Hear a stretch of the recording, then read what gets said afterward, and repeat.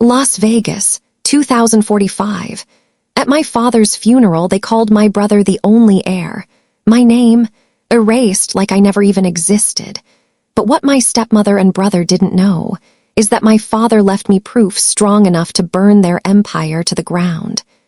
Las Vegas glitters in neon, but underneath the shine, families like mine write their stories in shadows. My name is Elara Voss. I'm 32, a systems engineer who spends more time debugging software than attending family dinners. And maybe that's why, when my father died, nobody looked twice when my name wasn't mentioned. The funeral was held at a marble chapel just off the strip. Crystal chandeliers above us, velvet pews filled with the city's elite. My stepmother, Corinne, was dressed like a widow straight out of a magazine, black silk, dark veil, crocodile tears. My brother Adrian stood at her side, nodding solemnly, pretending he'd earned the title of sole heir. I sat 3 rows back, unnoticed, clutching the only thing my father had left me before he died, a key, small, gold, with the initials EV carved into its handle. No one asked about it. No one even saw it. When the priest began reading the will, my breath caught. To my devoted son, Adrian Voss, I leave full control of Voss Energy Corporation. To my wife, Corinne, I leave our estate and liquid assets. And to my daughter, Elara, there was a pause, a long, deliberate pause, then silence. My name cut out, sliced away like it never belonged. The papers passed down the row had no mention of me. No signature, no stake, not even a footnote. Just gone. I remember Corinne's glance from across the aisle, cold, sharp, and satisfied. Adrian leaned in close to her ear and whispered something that made her smirk. I didn't need to hear the words. I'd been hearing versions of them my whole life. She doesn't matter. She's not one of us. But as I sat there, invisible in my own father's funeral, I realized something they hadn't. You can erase a name from paper, but you can't erase the truth. And my father made sure I had the kind of truth that can't be buried. Asterisk. Asterisk 3 weeks after the funeral, my phone lit up with a call I should have ignored. It was Corinne. Her voice was sugar-coated, too sweet to trust. Elara, darling, there's just some end-of-year paperwork to sign. Nothing complicated. Adrian will walk you through it. I wanted to hang up. Every instinct told me not to go, but a small, pathetic part of me still wanted to believe this was an olive branch. Maybe, just maybe, they were trying to let me back in, so I showed up. The Voss Energy Tower gleamed like a crown against the desert sky, steel, glass, and money stacked 30 floors high. I hadn't walked those halls since college. Inside, Adrian greeted me with that smug grin he's been wearing since the day he learned the word inheritance. "Glad you came," he said, sliding a folder across a polished mahogany table. "It's just liability consolidation, year-end stuff, a formality." I skimmed the first page. Legal jargon, dense, intentionally confusing. "What exactly is this?" I asked. He waved a hand like I was a child tugging at his sleeve. "Trust me, it's boring. Just sign at the bottom so the accountants stop calling me." And here's the cruel part. I did. I signed. Because for once, I wanted to believe my family wasn't playing me like a pawn. 3 days later, I got a call from First Nevada Credit Union. The woman's voice was calm, almost kind. "MS. Voss, we're just confirming your co-signature on the $250,000 liability adjustment attached to Voss Energy's restructuring loan." I nearly dropped the phone. I didn't co-sign anything, I snapped. There was a pause, and then the gentle reply. "Your signature is right here on the document, ma'am. Finalized last week." My stomach turned to stone. I called Adrian, no answer. I called Corinne. She picked up on the first ring. "Did you put my name on a $250,000 loan?" I demanded. Her laugh was cold, practiced. "You did, Elara. You signed it yourself. You're 32. Time to take some responsibility for once in your life. You tricked me." "No," she said smoothly. "You helped us. And for the first time, you actually did something useful for this family." That's when it hit me. They hadn't just erased me from the will. They were building a paper trail, turning me into debt, into liability, into nothing. And this time, they weren't even trying to hide it. Asterisk. Asterisk, the night the bank called, I didn't sleep. I sat in my apartment above a 24-hour laundromat, staring at the ceiling while the buzz of dryers filled the silence. My chest felt heavy, like someone had stacked bricks on top of me. By morning, I was still awake. I poured black coffee, skipped food, and threw myself into freelance work just to keep from thinking. Hours blurred. My hands shook over the keyboard, my vision doubled, but I kept pushing, until my body gave out. I woke up on the floor, my cheek pressed against the cold tile, the hum of my computer still running. My lips cracked, my chest burning like fire. The next thing I remember was sirens. A neighbor must have called 911. Voices blurred together, hands lifting me, a mask over my face. And then nothing. When I opened my eyes again, I was in a hospital bed. Beige blinds, a heart monitor beeping steady in the background. A nurse stood at my side, adjusting in Roman 4. "You collapsed from exhaustion and dehydration," she said gently. "You've been here almost a day." I swallowed hard. My throat felt like sandpaper. Did anyone call my family? Her face shifted. "Careful." "Yes, we reached your stepmother. She confirmed your identity, but she also said, and I'm quoting, 'We don't have a daughter by that name.'" Then she hung up. The words slammed into me harder than the collapse itself. Not a mistake, not miscommunication. A choice. My own mother, the woman who raised me, erased me with a single sentence. I turned my face toward the window so the nurse wouldn't see my tears. Outside, the Nevada sky was fading into dusk, streaked purple and gold. People walked the streets below, carrying groceries, holding hands, living lives that made sense. Mine. It was unraveling like a thread pulled too tight. For years, I'd told myself that if I worked harder, stayed quiet, didn't cause trouble, maybe they'd let me belong. But lying there in that hospital bed, Roman 4 dripping into my arm, I finally understood. They didn't just want me gone. They wanted me forgotten. And for the first time in my life, I stopped being scared. I started being angry. Asterisk. 2 days after I was discharged, I went back to my apartment with nothing but a paper bag of prescriptions and a heart full of silence. I thought about sleeping. I thought about disappearing. But instead, I opened the red plastic bin I hadn't touched in years, the one labeled Dad's stuff. Inside were mismatched camping tools, a broken compass, and at the very bottom, my old smartwatch. I hadn't worn it in forever, but I remembered charging it the night before the funeral. My father used to tease me for tracking my steps like it was a religion. I plugged it in.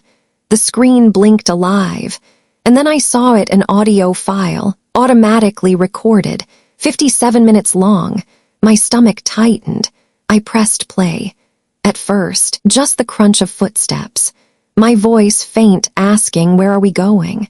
Then Corinne's voice, sharp as glass, "You were a mistake. I should have ended it before you were even born." Her laugh cut through the static.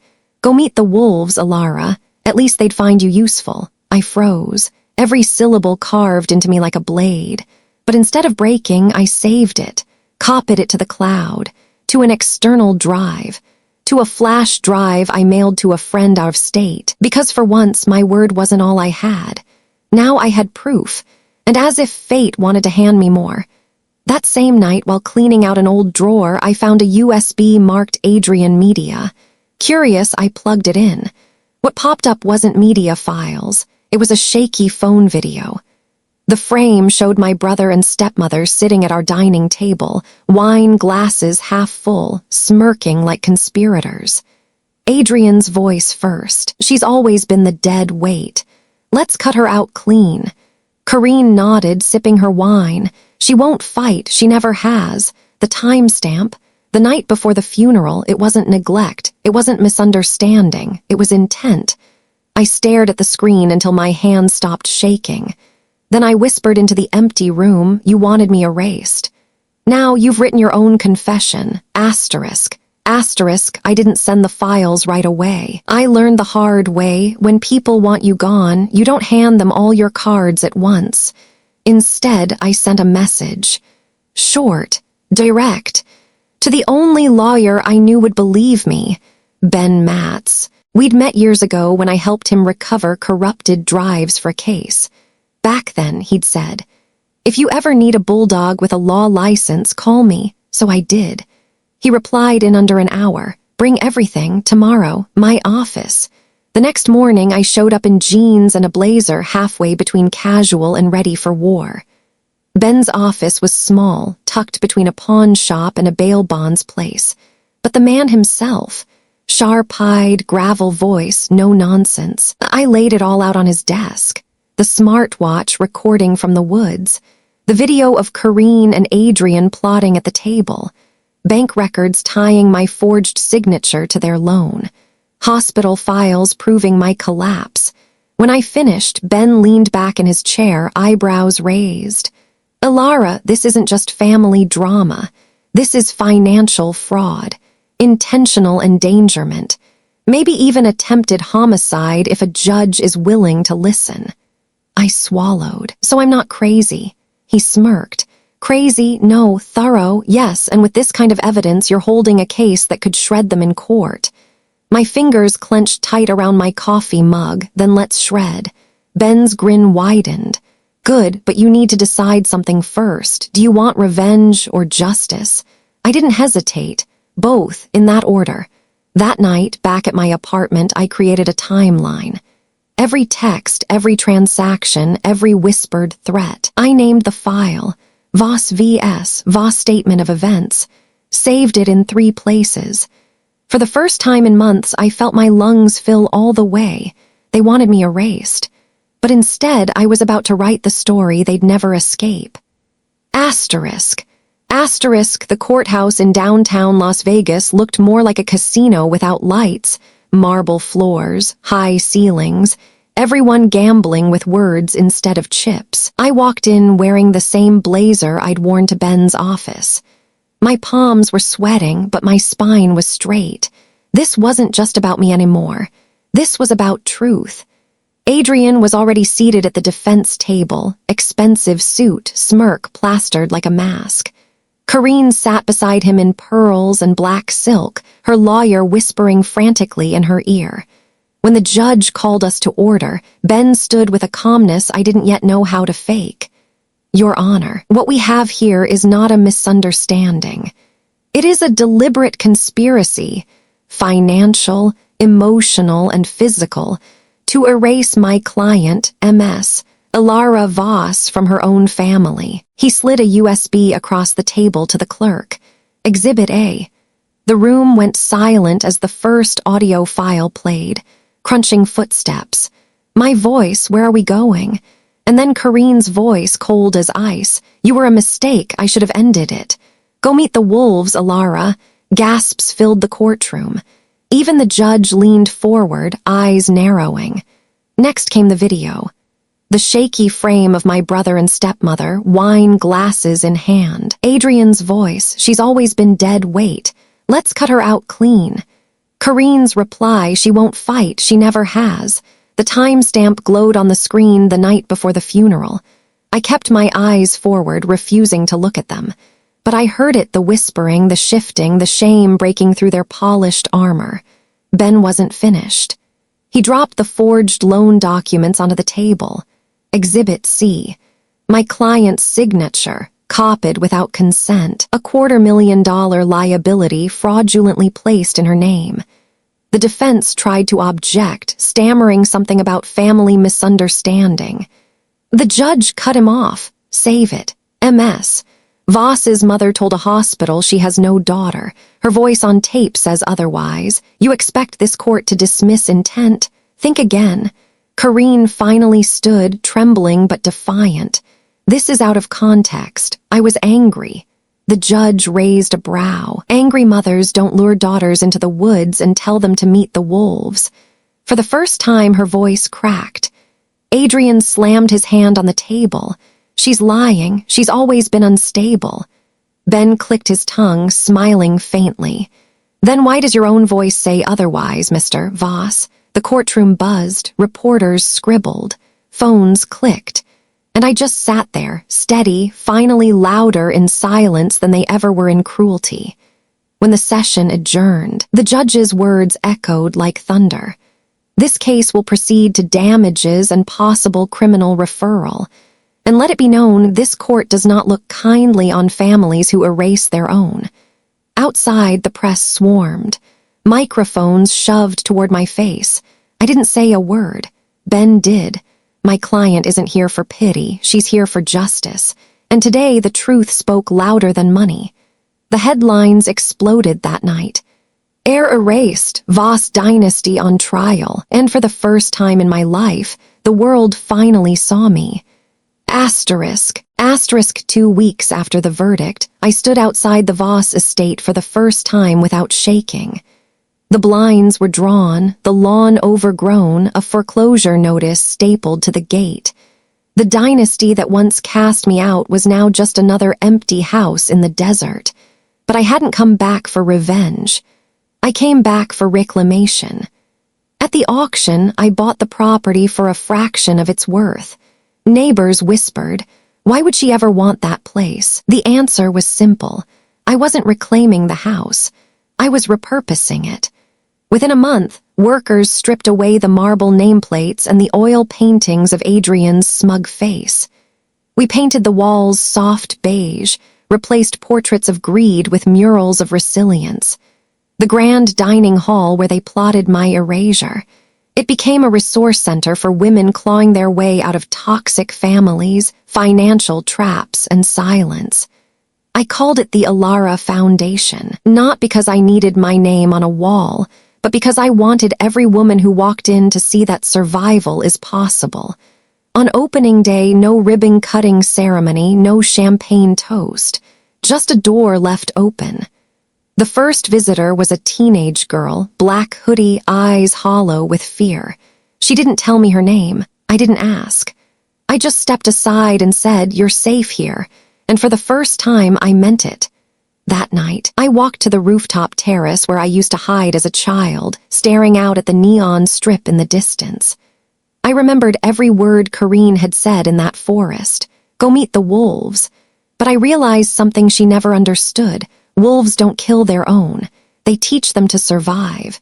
I had survived. Not just survived, rebuilt. And as the desert wind cut through the night, I whispered to myself one final truth. They erased me from their story. So I wrote my own. And this time, it will outlive them all. Asterisk